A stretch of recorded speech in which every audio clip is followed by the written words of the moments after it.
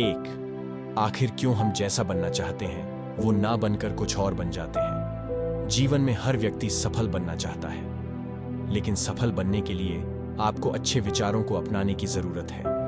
गौतम बुद्ध के उपदेशों से आपके जीवन में सकारात्मक बदलाव आते हैं और इससे आपका जीवन बदल जाता है।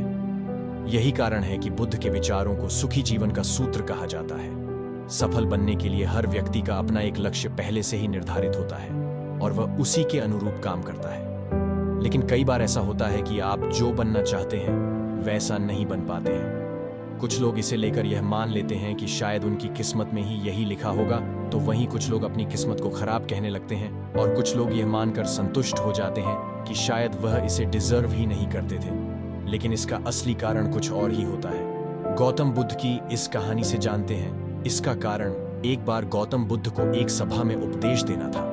सभा में करीब 100 से ज्यादा लोग उपस्थित थे और उनका इंतजार कर रहे थे। गौतम बुद्ध आए लेकिन बिना कुछ कहे ही चले गए।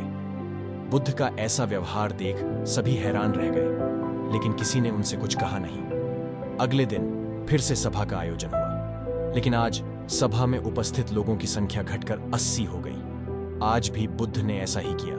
वे सभा में आए लेकिन बिना कुछ बोले चले गए। आज भी लोग हैरान हुए, लेकिन बुद्ध से किसी ने कुछ कहा नहीं। अगले दिन फिर से सभा का आयोजन हुआ और लोगों की संख्या घटकर 50 हो गई।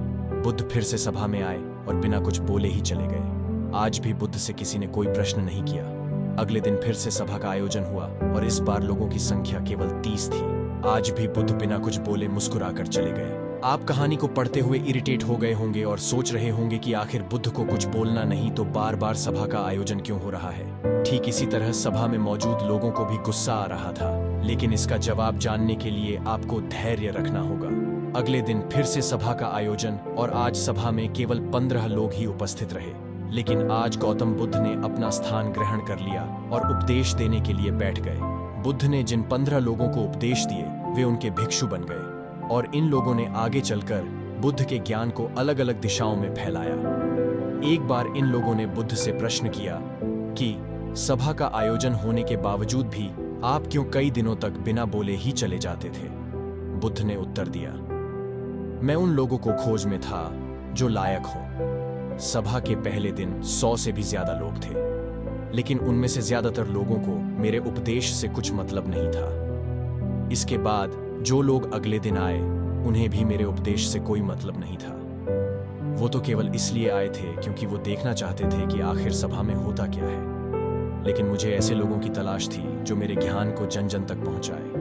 मैं कई दिनों तक इसलिए बिना बोले चला गया क्योंकि मैं यह देखना चाहता था कि आखिर वो कौन लोग हैं तो सच में मेरे उपदेश को सुनना चाहते हैं और जिन्हें वास्तव में ज्ञान पाने की प्यास थी। ऐसे लोग ही रोज आए। गौतम बुद्ध कहते हैं कि जिनके भीतर धैर्य था उन्हें मुक्ति का मार्ग मिला और जो लोग जल्दबाजी में थे वो आज घर पर बैठे हुए हैं। बुद्ध कहते हैं कि जिन लोगों में धैर्य का गुण होता है वे जीवन में कुछ भी पा सकते हैं, फिर चाहे आपका लक्ष्य कुछ भी हो।